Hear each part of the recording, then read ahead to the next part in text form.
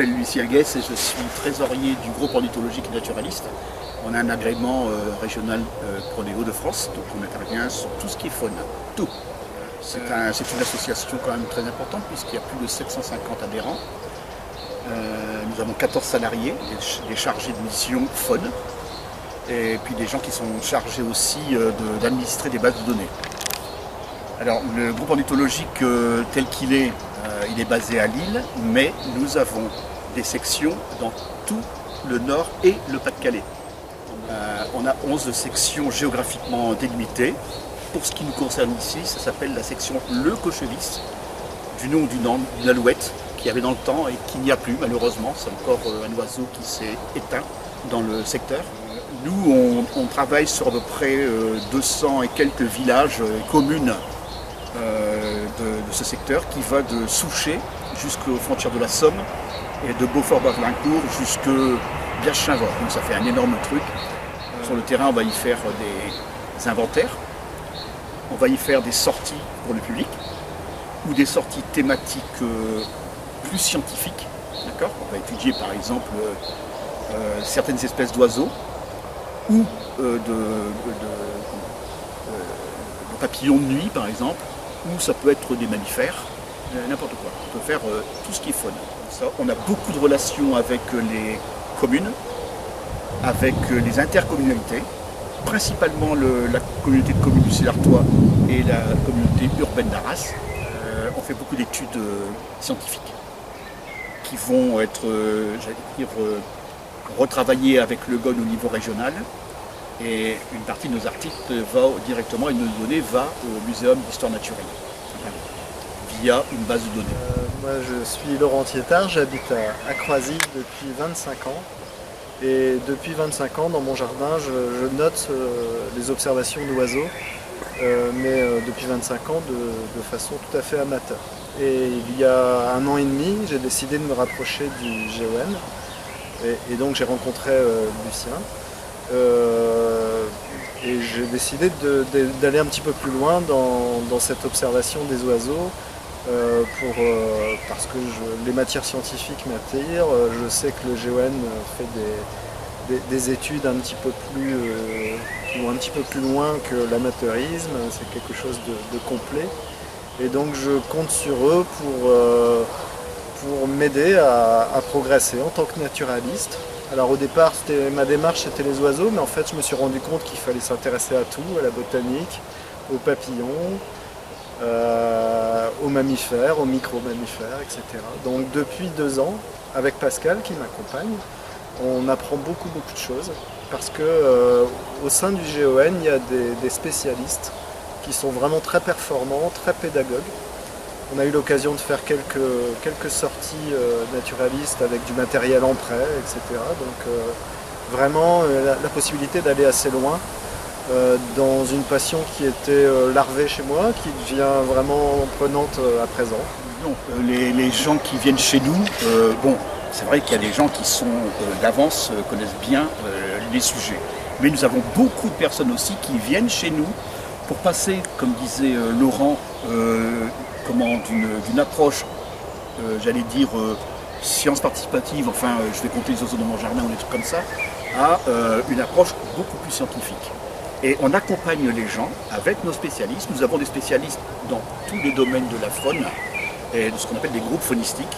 Et si nous on ne sait pas répondre au niveau local, parce que ça peut arriver, et à ce moment-là on fait une demande au niveau régional, et là on tape sur les salariés, qui sont en général des gens qui ont fait des études des fois parfois poussées. Le niveau scientifique, il est vraiment obligatoirement gardé, parce qu'on travaille bien entendu pour les services de l'État, pour la DREAL, on donne l'agence de l'eau, une confie de mission, le parc marin, une confie de mission.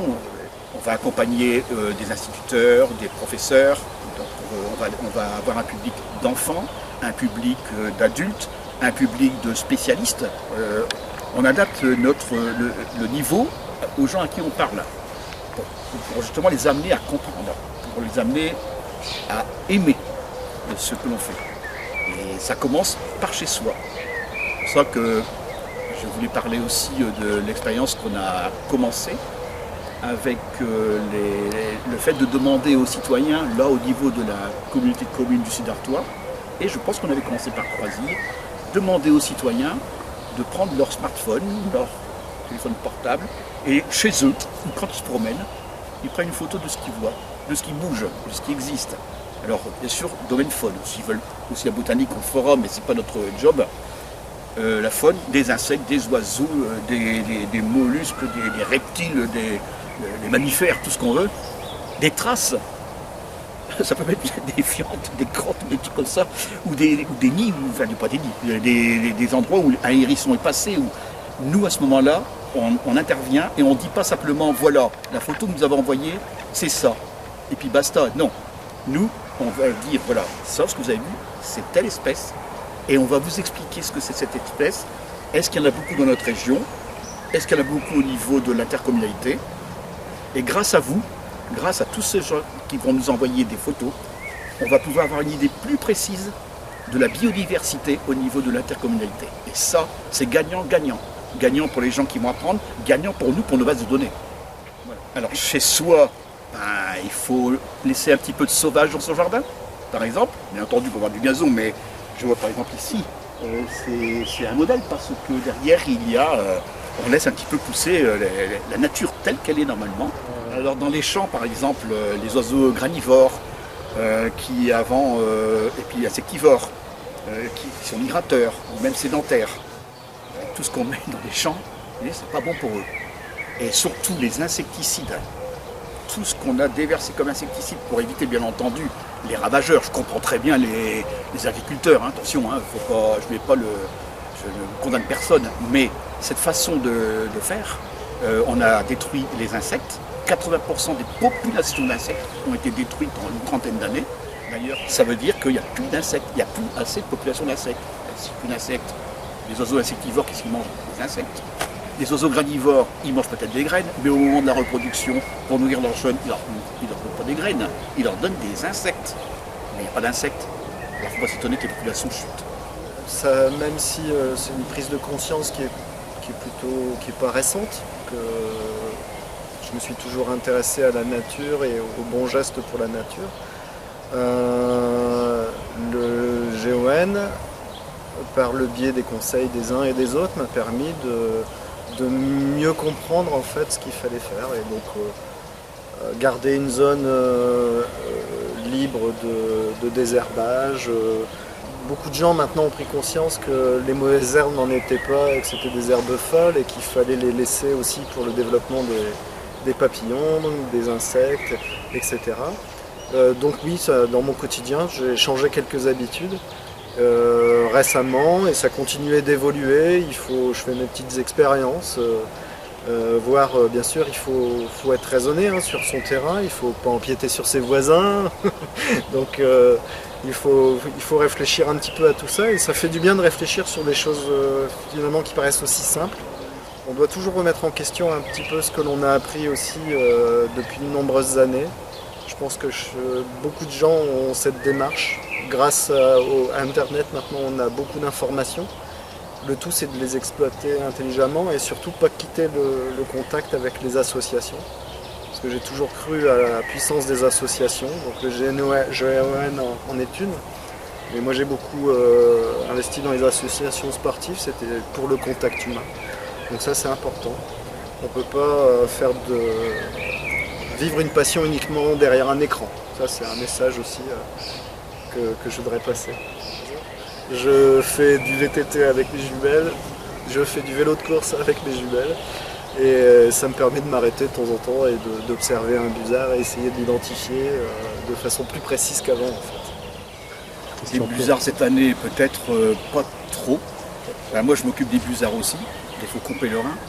Et cette année, par rapport à l'an dernier, dans le secteur, on en voit quand même beaucoup moins. Je ne sais pas.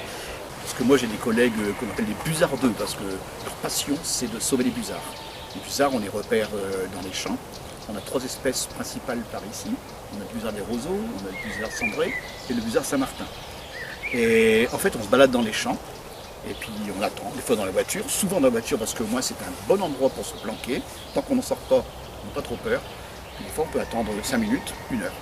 Et d'un coup, on voit un passage de proie entre un couple de busards. Et puis après, des fois, on les voit se poser à un endroit. On dit, tiens, il serait peut-être là leur nid. Et quand on a de bonnes raisons de penser que le nid est là, aujourd'hui, on va utiliser souvent le drone pour aller le chercher. Donc on monte assez haut, et puis on photographie d'une façon aérienne, et on finit par trouver l'endroit.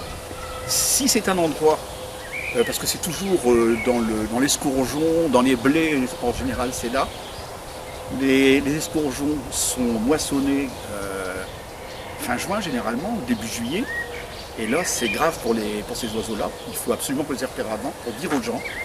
On va voir les agriculteurs, on leur dit excusez-nous, est-ce qu'on pourrait mettre quelque chose autour pour pas qu'on moissonne là? Et ça se passe généralement bien. On est...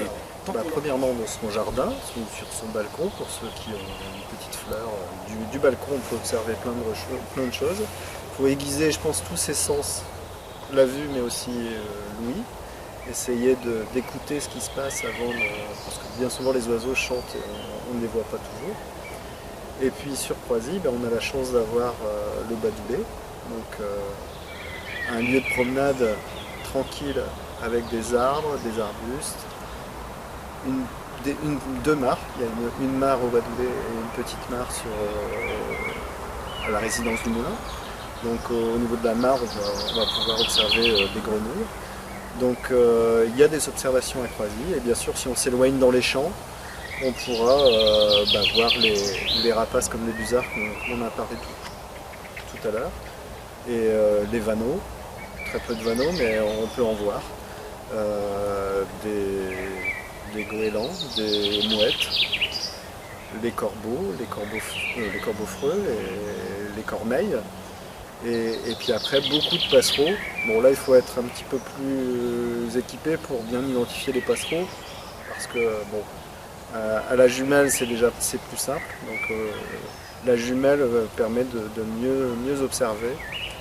Voilà. Mais déjà, Croisy, l'aménagement récent du village fait qu'on peut observer dans des petits coins de nature des belles choses.